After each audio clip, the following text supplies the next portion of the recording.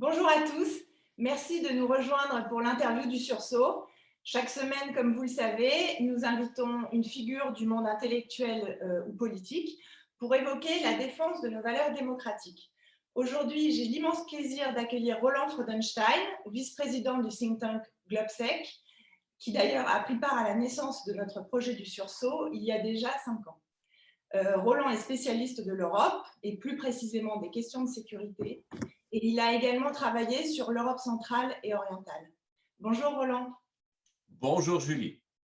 Merci beaucoup d'avoir accepté notre invitation. Aujourd'hui, je voulais évoquer avec vous la crise en cours en Biélorussie.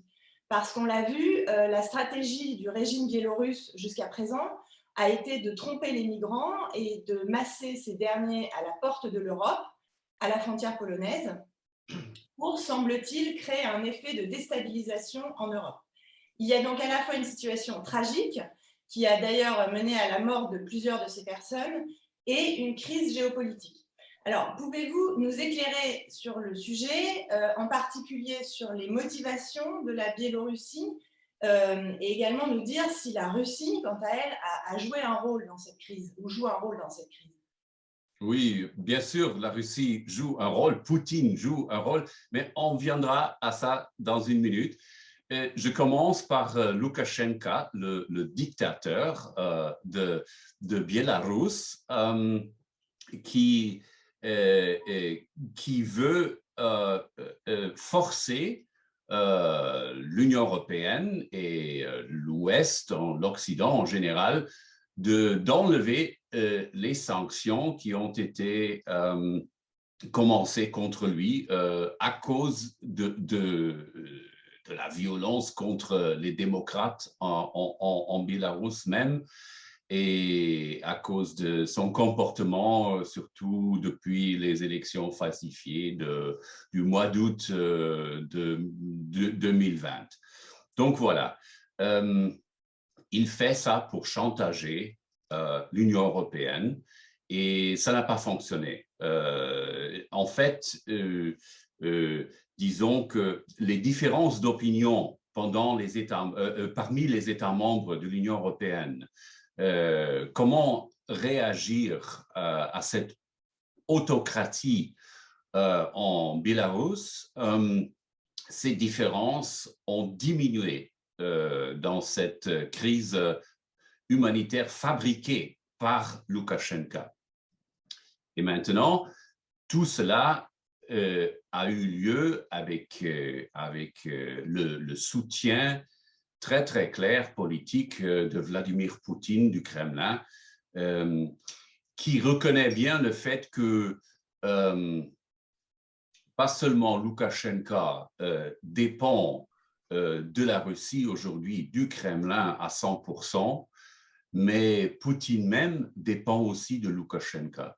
Je pense que c'est bien clair parce que chaque compromis, chaque pas vers la démocratie en Biélorusse signifierait aussi un changement de régime potentiel en Russie même.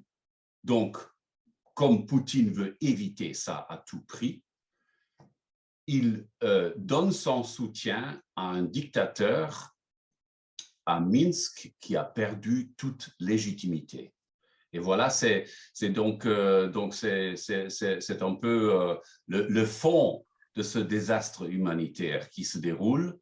Mais il faut répéter que ce n'est pas avant tout une crise de réfugiés, c'est un désastre humanitaire qui a été fabriqué pour des raisons politiques. Merci beaucoup. Et alors, l'Union européenne, quant à elle, avait promis d'élargir les sanctions contre la Biélorussie. D'ailleurs, elle vient de prendre position mardi pour sanctionner les complices de l'acheminement de migrants à la frontière, orchestré donc par le président biélorusse.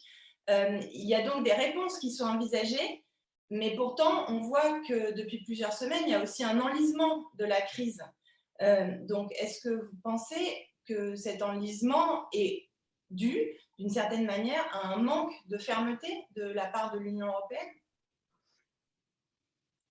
Je dirais qu'il est trop tôt pour juger cette question en ce moment-là. Certainement, Loukachenko et Poutine n'ont pas réussi à diviser l'Union européenne, les États membres de l'Union européenne et l'Occident en général. Mais c'est vrai qu'il y a eu ces deux entretiens par téléphone de la chancelière Merkel. Il y a aussi des contacts directs d'autres leaders politiques de l'Union européenne avec Loukachenko. Donc, originalement, après le mois d'août de l'an dernier, on avait décidé dans l'Union de ne plus contacter Loukachenko comme président de son pays, parce qu'il a perdu toute légitimité dans les élections falsifiées. Donc, de ce point de vue-là, il y a une certaine victoire symbolique de Loukachenko, parce que soudainement, l'Occident parle de nouveau avec lui. Peut-être, si maintenant il cesse ses activités inhumanitaires, peut-être c'est un prix qu'il vaut payer. Mais il est trop tôt de le dire parce qu'il n'est pas clair ce que se passe exactement et ce que va se passer dans les semaines qui viennent sur la frontière biélorusso-polonaise, lituanienne et de Lettonie. Donc, voilà, je ne peux pas répondre à cette question clairement maintenant avec oui ou non, mais il y a un certain danger que les actions de la chancelière ont rompu un certain consensus dans l'Union européenne. C'est possible, mais il est trop tôt de répondre à cette question maintenant. Et alors, je voudrais juste rebondir sur ce que vous avez dit, sur le fait que les autocrates n'ont pas réussi à nous diviser.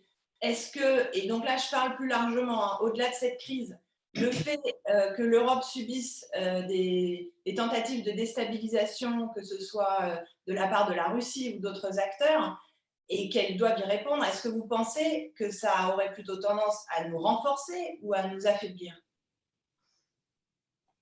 Bon, le fait même qu'on a décidé lundi sur de nouvelles sanctions contre les compagnies aériennes qui aident cette crise et l'État biélorussien, c'est un signe de solidarité et d'unité de l'Union européenne. Derrière les coulisses, on peut voir de certaines différences encore sur ce traitement de M. Loukachenko. Dans les conférences de presse du gouvernement allemand, on parle maintenant de Herr Loukachenko, pas du président Loukachenko. Donc voilà la différence, mais quand même, il y a une petite victoire symbolique qui divise d'une certaine façon, oui, les États membres de l'Union, mais sur les grandes questions, en ce qui concerne les sanctions, de nouvelles sanctions, il y a un consensus, il y a l'unité, et je dirais que sur l'aspect atmosphérique, Loukachenko a même contribué d'un consensus plus large et plus profond parmi les États membres, et une solidarité avec la Pologne, surtout. Merci. Pour terminer, je vais vous poser la question qu'on pose traditionnellement à tous nos invités, à savoir que si vous aviez quelques minutes pour vous entretenir avec des dirigeants européens, que leur diriez-vous tout simplement face à ces efforts de déstabilisation? Il faut comprendre que Biélorusse et la Russie sont des autocraties en ce moment-là, mais pas pour toujours. Que même la Russie est une future démocratie. Et cela, il faut le penser, il faut l'avoir dans la pensée tout le temps quand on décide, quand on discute nos politiques. Donc, il n'y a pas d'automatisme génétique que les Biélorussiens ou les Russes ne peuvent pas construire un État démocratique. Ce n'est pas le cas. Donc, il faut toujours agir contre les régimes, mais il faut prendre compte du fait que le futur de ces nations-là est un futur libre. Et il faut aussi, disons, il faut justement prendre note de ce fait et agir avec les sanctions, par exemple, agir d'une façon de minimiser les dégâts contre les citoyens et maximaliser, disons, l'effet de dissuasion contre le régime, contre les représentants du régime. Voilà. Merci beaucoup pour cet éclairage, pour ce certain message d'optimisme et pour le temps surtout que vous nous avez consacré. Merci beaucoup Roland, à bientôt. Merci Julie, à bientôt.